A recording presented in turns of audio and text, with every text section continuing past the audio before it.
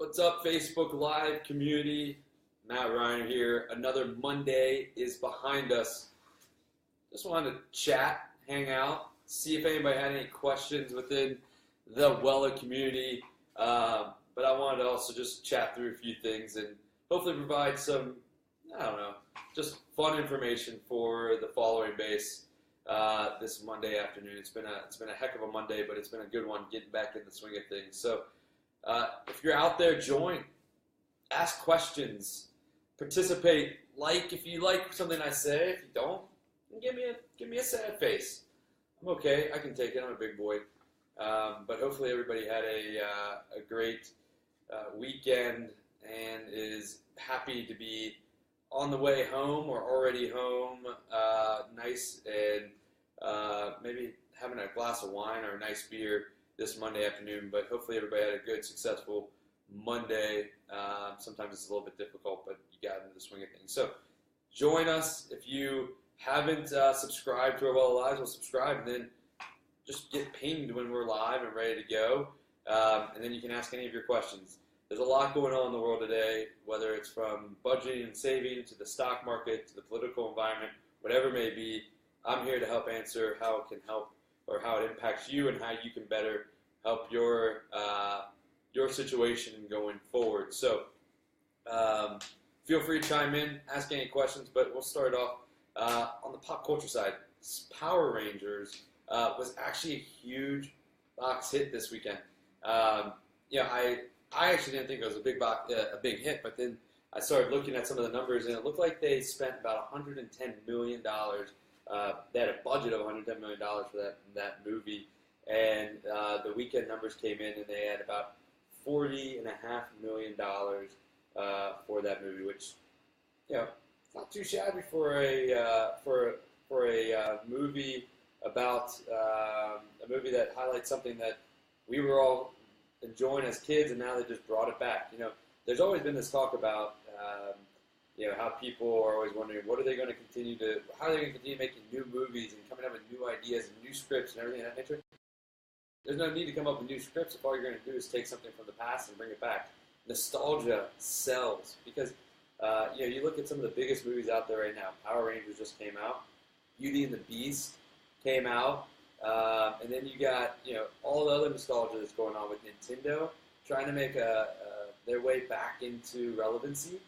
You first had Pokemon Go come out, and now you have that. It's not Nintendo Switch, but the other Nintendo that was just a little box and it had all the older games on it. I mean, I was just down visiting a friend down in Orlando, and we were playing that all weekend because it brought back memories of all the games from Zelda to Mario Brothers to Tecmo Super Bowl. I mean, all those games. So while companies are trying to reinvent themselves and create the best new thing, sometimes it's just a matter of looking back at what worked and trying to reinvent it. It's really interesting to see. But in the box offices, that's what's dominating the screens are those movies that we all watched as kids in our day and that we enjoyed. But it's actually somewhat genius if you think about all of what that means for all these companies, right? They're trying to attract a new audience, but then they're also bringing in a current audience, right? As a kid, I have all these memories of watching Power Rangers or playing Nintendo or watching Beauty and the Beast. Heck, we all did, right? But now these companies are bringing it back, and so that generation that was watching it as a kid now has kids. And so now you're not only bringing the kids there, and the parents are having to go and watch it and enjoy it, but the parents are going and enjoying it because it brings back memories from when they were a kid back in the day. So now you have two generations enjoying what you're delivering. And as a company, that then ties everybody else in. So now you have parents reminiscing, kids enjoying the new, thinking that Power Rangers is this newest thing. And you can always relate back to them and say, hey, kids, I was a Power Ranger fan before you even knew what Power Rangers were, before you even in anybody's mind. And I think that the nostalgia just shows that everything goes in cycles, right? You have the bell bottoms that were a hit, and then they come back, and then they go away, and then they come back. Clothing is one of the biggest things of it, but we're starting to see it now in movies and action figures and video games and everything of that nature of companies that are showing or bringing back and making cool what was already cool when we were all kids or our parents were kids. You look at Star Wars and how many times they've remade that. And it's just a way for companies to continue to leverage a following base and also now bring more and more individuals into it. Because if it was a success when we were kids, then we're going to want to go back to that time because it brings back such great memories. And it just shows how a lot of these things are so just cyclical in nature. I want to go back on Beauty and the Beast for a second. I mean, that movie is absolutely killing it. I mean, it has almost $700 million in the box office over the first, 10 to 14 days worldwide. That is killing it. And who needs to, why does Paramount or Lionsgate or any of those companies need to come up with new ideas if they can just look at the old ideas and say, this is a great idea, let's just reinvent this, put some, really famous people in there that everybody loves, maybe JT, I don't know, Beyonce, whoever, I don't know, Beyonce doesn't do movies, but if she did, throw her in there, and it'll be a hit, right? Does Beyonce do movies, Mercy? She does? She used to do movies. All right, so look at that. Shows how much pop culture I have. But I think that's really interesting. In my mind, it's genius because it's tying in families now, and it doesn't feel like parents have to be forced to it. They want to go to this, and they want to take their kids because they want to enjoy that experience again. So that's on the pop culture side. Now let's move into a little bit on the kind of the personal side, professional side. I had a question the other day as we were talking through some things. One of the guys in the office was asking me, what is something that advice that I would give to people that are either trying to start up their own thing, trying to make a name for themselves, network, or try to build a brand, whether it's a company or a personal brand, whatever it may be. And the one thing that I always believe in is that never turn down a conversation.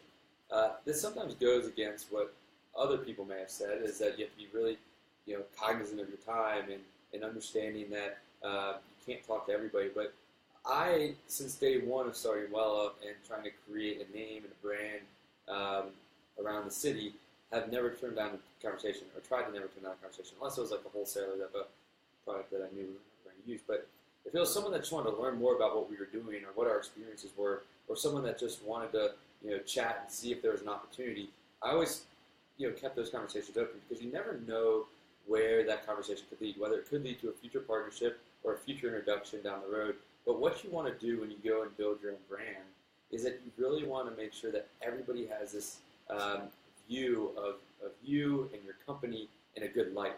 And if you do that goodwill, it tends to come back to you in the future. Now, yes, it takes up a lot of time, and you have to be really good at managing your time to allow yourself to be able to take on a lot of those conversations and continue to push your company and the mission and your team forward. But I've seen that never turning down a conversation has led to more opportunities than I could have ever expected in the past. And it's just because I go and I create a relationship and a friendship with these individuals, as opposed to trying to go into every relationship or meeting saying that I have to get some sort of deal done or I have to have some sort of specific business need out of that conversation. Because sometimes people just say something or say, or create an idea that then allows for you to better envision how your product continue to expand into other realms. And by creating those relationships, you start getting introduced to people that you never thought you'd ever get introduced to in the past. I mean, whether it's C-suite people at Fortune 500 companies, like I've been fortunate enough to be able to talk with, to potential advisors on your startup board, to investors, and you never know where a conversation can go if you don't take it. And that's why I always tell people, never turn down a conversation, even if it's to someone that is just really, really young and doesn't have necessarily anything to offer you from a business standpoint. They do have something to offer you, because if that person does go and succeed, which they could very well easily do, they're going to have a good light of you, and when you need something in the future, you now have a raving fan of your brand and of you individually, which means that you can possibly have something that will be beneficial to you down the road. So I never turn down a conversation. If I use another example, not only never turn down a conversation, but always continuing to follow up with the conversation, whether you believe it is something that could come to fruition or not. It's always beneficial to follow up with it. And I had a relationship where I wasn't necessarily thinking of following up with the conversation because I didn't know exactly where I could take it or how they would, if they would be even interested in continuing to talk to us. So I was like, you know what, maybe we're too young. I'll follow up maybe down the road. But I decided to get over that hump and actually follow up with that individual and multiple individuals where this has happened. And it ended up being a relationship that was really, really fruitful for our company because the conversation that we originally had was steered a whole different way as we started to become and build a friendship and a relationship. And as they saw the vision that we had and the work ethic that our team had and where we wanted to get to, they were all bought in. And they then started making introductions to individuals that I never thought I would ever be able to be introduced to. And at times I always wonder, how am I ever going to get introduced to some of these individuals that can help promote and push our brand and continue to build our channel strategy that we're trying to do in order to get our brand out there, our product out there, in more people's hands, creating more value for more individuals. And the way that I see that being able to be done is by continuing to say yes to conversations and building relationships with individuals as opposed to looking at them as just a, hey, what can I get out of you today? If I can't get anything out of you today, then I'm never going to follow up with you again. Rather, I want to build a relationship with you, be your friend, so that we can continue to be friends, and who knows what happens down the road. And if you can look at relationships and conversations that way, then I think you're going to find that these conversations and relationships are going to be a lot more fruitful for you, for your business, and also just for your well-being, because you now have more people that enjoy being around you from that standpoint. So that was the advice that I gave the individual when they asked me that, and I truly still believe that. And there's many people that could argue it, which is fine, and I respect that, but it's worked for me up to date, and I'll continue to let you know how it works out. Move into some a little bit more business-oriented stuff, but the markets, right? Stock market, everybody's seen the stock market's been doing well. If you've been under a rock, well, it's been up about 13% since the election, right around the election time. The market's been up 13%. We've gotten a lot of calls, a lot of people asking, what do I do? Why would I invest now? Should I get out? Should I get into bonds? Should I get into cash? And so the question really gets to, what do you do when the market's this high? And then what do you do when the market's this low? What I always tell people is the same thing I tell you no matter what, and that's the consistency of the information that we try to provide to individuals, is to do nothing, right? It's not a matter of trying to time the market, it's actually time in the market, not trying to time the market or timing the market. And when the market is high, you know, what I like to tell people is that's the time when you make changes to your portfolio, right? Our psychological aspect when it comes to investing in money always tends to allow our emotional side to overcome our, cerebral and also just well thought out side of our brain. And when the markets are bad, everybody wants to start changing their portfolios. They want to sell out of these investments and get into these other investments and go to cash at that time. Well, really the time to do that is when the markets are high. When the markets are high, that's when you want to remember those times when the market was so low and say, am I okay dealing with that again? If you're not okay dealing with that again, then you want to adjust your portfolio allocation when markets are high. So you can take some gains and rebalance it into some other things that may be down. And then you can try to reduce your volatility when that next cycle comes down. Just like in pop culture, we're talking about things from the past like Power Rangers and Beauty and Beast come back and it's all cyclical. Markets are cyclical as well. You're going to have highs, you're going to have lows, but what you want to do is position your portfolio to be able to withstand the long term and make sure that you are able to withstand yourself the long term, right? And go with the ups and the ebbs and the flows of the market. So when you have a market as high as it is now, this is your time to rebalance. Take some profits, rebalance your portfolio, make sure that you have the right allocation, that your growth allocation hasn't outweighed your income allocation too much, and vice versa. And get it situated appropriately so that you can withstand the ups and downs or the possible downturn that could come. Who knows when it's going to come? Because just like, people have a tough enough time predicting the weather, and they have a lot of science behind that. Predicting what the market's going to do is very difficult, and you never see the successful investor that's predicted the market, right? You think about the most successful investors out there: Warren Buffett, John Bogle, Peter Lynch. All those investors were long-term investors that never talked about how they were great timers of the market. Rather, they bought quality, they stayed in quality, they rebalanced, they took profits when things were up, and they bought things that were beaten up at the time when they were beaten up. Warren Buffett always said, buy when there's blood on the street. That's the toughest thing for an individual investor to do, is to buy on blood on the street, because they always see all the negative around there and they don't see the opportunity. And then when things are really, really good, that's when they tend to buy a lot because they see everything as being positive and good, which is actually the wrong time to be buying a ton. And so when the markets are really high like they are, that's when you want to rebalance your portfolio. And the ebbs and the flows of the market, if you think back just like 12 months ago, right? November to February of 2015, right? November of 2015 to February of 2016. That's the same period of time really as where we are now, November to March of 2017. And the market right now has been up 13%. If we look back to November of 2015 to February of 2016, the market was down nearly 13%. So just in 12 months, we've seen the market ebb and flow. But if we would have stayed for the long term, from November 2015 to today, we're up about 12% in the S&P 500. That's the largest. That's the index of the largest companies around. And so what it shows is that your strategy should be about the long term and staying in and getting the right allocation to meet your longer term goals and objectives. If you're 25, 30, 35, 40 years old, you have the ability to go through multiple cycles. And over the long term, you want to stay invested as opposed to trying to say, well, now's the time to get out and then now's the time to get in. Because what I'll tell you is once you sell and go to cash, it's the hardest thing to get back in. Because you're always going to find there's something going wrong in the world. Whether it's the political landscape here in the United States, it's the political landscape over in Europe or in the Middle East, or the issues that happen in the Middle East or anywhere in the world. You're always going to point to something that's saying the reason you shouldn't get in yet. And then when you will get in is when it's too late and you've already missed the run.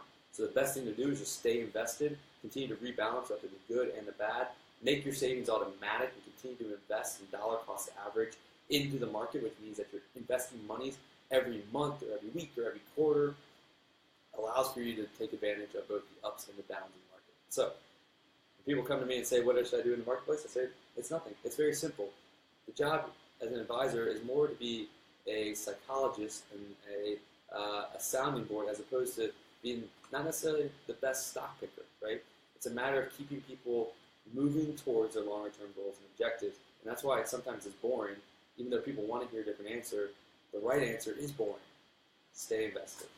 And so that's what we're seeing in the marketplace. It's been a great market. It's been a great run recently. But we all know that things don't go up as they don't go up forever. They don't go down forever. The market is just a cycle roller coaster. You want to make sure your allocation is appropriate for whatever your goals and objectives are for you as an individual. So that's what we got here.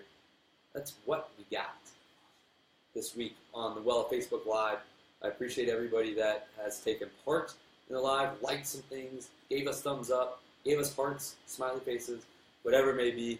We appreciate you. We appreciate our whole community here at Wela, because as difficult as it is to be to create a brand, the only way that we can do it is by having raving fans like every single one of you out there watching us. So hopefully what we do and what we provide to you is valuable, provides direction for you and your situation, and hopefully you continue to follow us all over social media. Check out our app and talk about us, because the best person or the best piece of marketing is the person that tells another person about the great times or the great value that you receive from the Wela platform and the Wela community. So Monday is officially in the books from the office thing. Go enjoy the rest of the Monday and have a great rest of the week. We'll be back here 6:30 every single Monday to make sure that your Monday ends with a nice, positive bang. Have a great one.